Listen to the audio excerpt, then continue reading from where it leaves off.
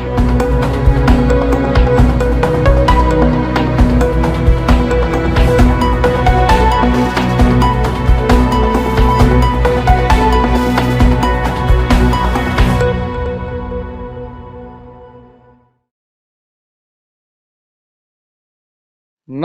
मैं chief editor anti corruption India news से।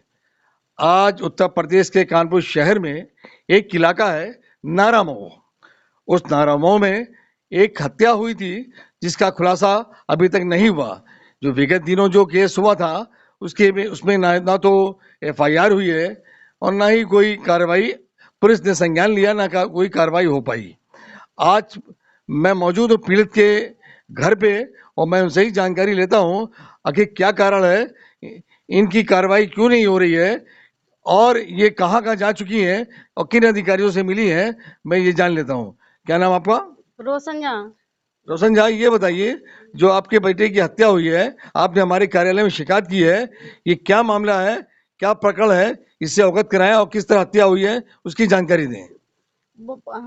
हम यहाँ से भैया 30 साल से रह रहे हैं, तो और वो हमारे भाई के लड़के आए दिन जाते हैं, यहाँ धमकी देते। एक बार मारा, हमारे लड़के का सर फाड़ दिया, और एक बार यहाँ पे चढ़ के आए, अभी 10 दिन पहले आए थे।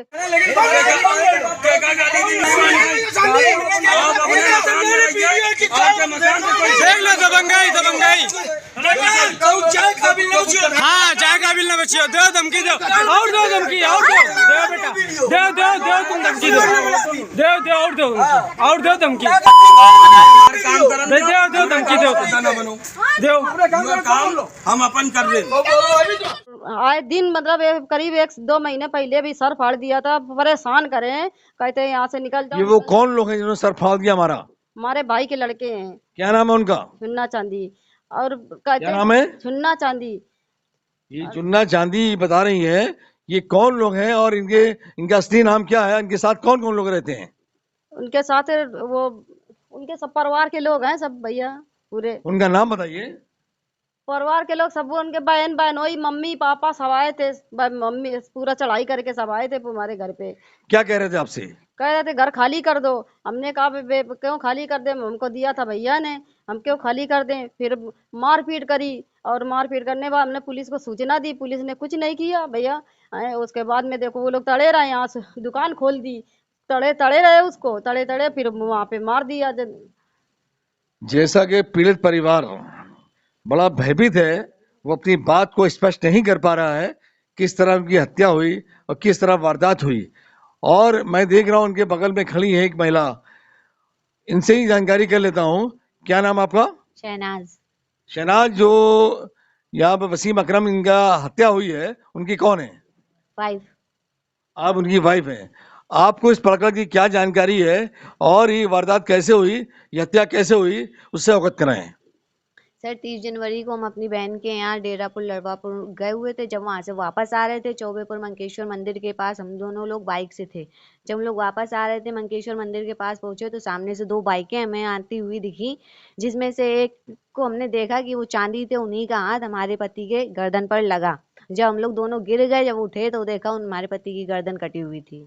ये आप 2 गाड़ियों से 4 लोग आए, क्या उनको आप जानती थी?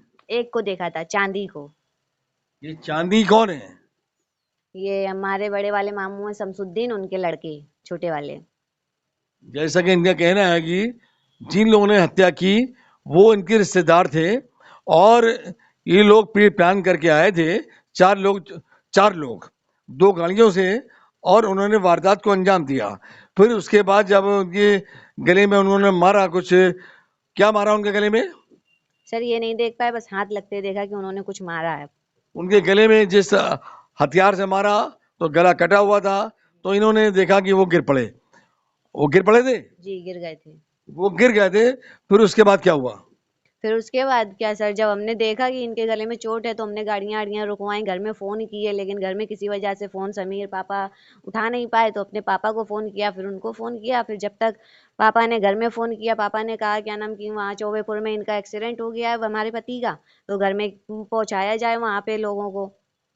तो फिर वहां से हमने और अस्पतालों में दिखवाया। फिर जब तक हम यहाँ आए, रक्षा नर्स घर वाले पहुंचे हमारे यहाँ पर। जब पहुंचे तो वहां से लेकर आए रक्षा नर्सिंग होम में यहाँ पर, लेकिन लाते लाते उनका डेथ हो गई थी। जैसे कि उन्होंने अवगत कराया कि उस मौके वारदात पर ये वहां पर मौजूद थी, उन्होंने पूरी वारदात को देखा और वहां से अपने पति को लेके ये प्रयास करती रहीं अस्पतालों में जाने का, और वहां पर जब यहाँ पे रक्षा नर्सिंग होम में लाई तब तक कि उनकी डेथ हो चुकी थी। फिर उसके बाद फिर क्या किया आप लोगों ने? फिर सर जब अस्पताल में थे तो अस्पताल में ये छुन्ना और ये चांद यानी जफरुद्दीन और ये चांद बाबू दोनों लोग थे वहाँ पे, और भी परिवार के लोग थे। तो जब वहाँ से मिट्टी को ले जाया गया तो वो लोग यहाँ हमारे घर पर ना लाके अपने घर पर ले गए थे मिट्टी को। वहाँ पर जब हमने पोस्टमार्टम के लिए कहा, कहलवाया, हमारी मम्मी ने भी कहा, तो लेकिन वो लोगों ने पोस्टमार्टम नहीं करने दिया, बल्कि वहाँ हम लोगों को समझाते रहे कि पोस्टमार्टम ना कराओ, अगर करवाओगे तो तुम लोगों का पोस्टमार्टम हो जाएगा। पैसे की लालच देने लगे, कहते हैं तुम लोगों को बेटियों के नाम पैसे दे देंगे, 5-5 लाख रुपए देंगे, कह रहे थे। जैसा कि इनका कहना है कि जब उनकी हत्या हुई उसके बाद हम लोग प्रयास करते रहे कि उनको किस तरह से बचाया जाए, नर्सिंग होम गए लेकिन उनकी डेथ हो गई। उसके बाद जो इनके जिन लोगों ने हत्या की वो उन पर दबाव बनाते रहे कि किस तरह से आप लोग कोई कार्रवाई ना करिए और मैं आपका इसका मुआवजा दूंगा, और इन पर काफ़ी पैसा भी देने का वादा किया। और इन लोगों ने फिर आपने क्या, जब आपसे पैसे की डिमांड आपने डिमांड की, उन्होंने पैसे देने के लिए बोला? हमने नहीं कहा, वही लोग हम लोगों को दबा रहे थे कि ये लोग पैसे की लालच में पोस्टमार्टम कराना चाहते हैं, ये कह रहे थे। लेकिन हम लोग को पैसे की लालच में नहीं, हम अपने पति की सच्चाई के लिए पोस्टमार्टम कराना चाह रहे थे।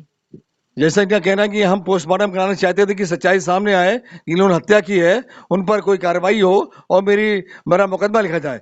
लेकिन उसके बावजूद इनकी ना तो कोई कार्रवाई हुई, ना कोई मुकदमा लिखा गया। और उसके बाद इन्होंने या और इनके जो जिन्होंने हत्या किया, जफरुद्दीन और छुन्ना और चांद बाबू, इन लोगों ने इन पर दबाव बनाया, पैसे की लालच दी कि पैसा लेकर अपना मुंह बंद कर लो, और इन्होंने अपनी कार्रवाई को आगे जारी रखा। और उसके बाद मैं इनसे पूछता हूं कि आप लोगों ने क्या कार्रवाई की, इसके बारे में बताएं। सर फिर इसके बाद हमने पोस्टमार्टम के लिए प्रयास किया, फिर डीएम सर के यहाँ गए, वहाँ पर हमने अपनी गुहार लगाई। फिर इसके बाद मुख्यमंत्री पोर्टल पे भी शिकायत दर्ज की। फिर 13 तारीख को इसके इतना सब करने के बाद 13 तारीख को दोबारा पोस्टमार्टम हुआ कब्रिस्तान से शव को निकाल कर। जैसा इनका कहना है कि फिर हम लोगों ने प्रयास करके मुख्यमंत्री पोर्टल पर डाला, यहाँ के डीएम से मिले और डीएम को अवगत कराने के बाद फिर यहाँ से आदेश हुआ उस कब्रिस्तान से मिट्टी को बाहर निकाला जाए और उसको पोस्टमार्टम कराया जाए। फिर उसका पोस्टमार्टम हुआ, उसके बाद क्या हुआ? सर पोस्टमार्टम हुआ, उसकी रिपोर्ट आई, फिर उसके बाद हम कमिश्नर सर के यहाँ गए, डीएसपी सर के यहाँ गए, फिर उन्होंने बिल्हौर के सीओ सर को लिखा, वहाँ पर भी गए तो उन्होंने कहा कि इस पे कार्रवाई होगी, जांच करवाएंगे। लेकिन अभी तक कुछ ना जांच हो रही है ना कार्रवाई हो रही है, कुछ पता ही नहीं चल रहा कि क्या हो रहा है। हमारी एफआईआर नहीं दर्ज हो रही है।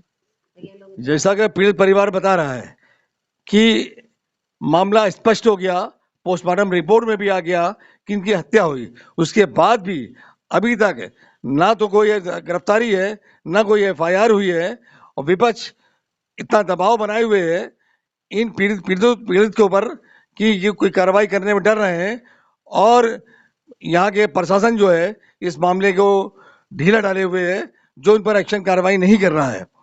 अब मैं अपने चैनल के माध्यम से यहाँ के आला अधिकारियों को अवगत कराएंगे, यहाँ के मुख्यमंत्री को अवगत कराएंगे, इसको संज्ञान लें जाके ताकि पीड़ित को न्याय मिले। और क्या बताने जाएंगे, ये बताइए कि ये जो जिन लोगों ने हत्या की, ये कोई अपराधी है या साधारण परिवार के लोग हैं? सर ये लोग भूमाफिया, स्ट्रीट शीटर, गैंगस्टर सब लगी हुई है, इनके ऊपर दर्जनों मुकदमे दर्ज हैं। ये लोग कहीं पुलिस को मारते हैं, कहीं किसी को मारते हैं, इनके ऊपर मतलब लड़ाई झगड़े चलते रहते हैं। जैसा कि ये अवगत कराने की, वो एक भूमाफिया है और वो यहाँ पर दबंगाई उनकी इतनी हद तक बढ़ चुकी है, ये पुलिस पर भी हाथ छोड़ देते हैं, उन पर भी वार कर देते हैं, उसके बावजूद इन पर कोई कार्रवाई नहीं होती है। ये क्या कारण है, इसके लिए मैं अपने चैनल के माध्यम से अवगत कराऊंगा आला अधिकारियों को, वो इसको संज्ञान लें ताकि इनको न्याय मिल सके। और क्या बताने चाहेंगे हमारे चैनल के माध्यम से? गांधी ने दरोगा को मारा था। क्या बताने जा रही है? गांधी ने दरोगा को मारा था रोड पे, और हमारे लड़कों को सब घेरे हुए जब होता तब मार देंगे, जान से मार देंगे। तो ना कह रहे थे बकायदे देना अपने लड़के से, जान से मार देंगे, हाथ पर काट के अलग फेंक देंगे। जैसा कि इनका कहना है, बराबर धमकियां पहले मिलती थी, जब वो इनके जो वसीम अकरम, जब वो मतलब कि इनकी मृत्यु से पहले भी इनको धमकियां मिलती रही है, उसके बाद उन्होंने हत्या कर भी दी और ये परिवार बड़ा भयभीत डरा हुआ है और इसकी बात को मैं शासन प्रशासन तक पहुंचाऊंगा। अब अगली अपडेट में किसी नए प्रकरण से अवगत कराएंगे। तब तक के लिए राष्ट्रीय अंतर्राष्ट्रीय खबरों से बने रहिए एंटी करप्शन इंडिया न्यूज के साथ। मैं chief editor Athar Hussain anti corruption से, साथ में कैमरामैन हरिओम चौरसिया। नमस्कार, जय हिंद। सब्सक्राइब करें हमारे YouTube चैनल को और बने रहें हमारे साथ।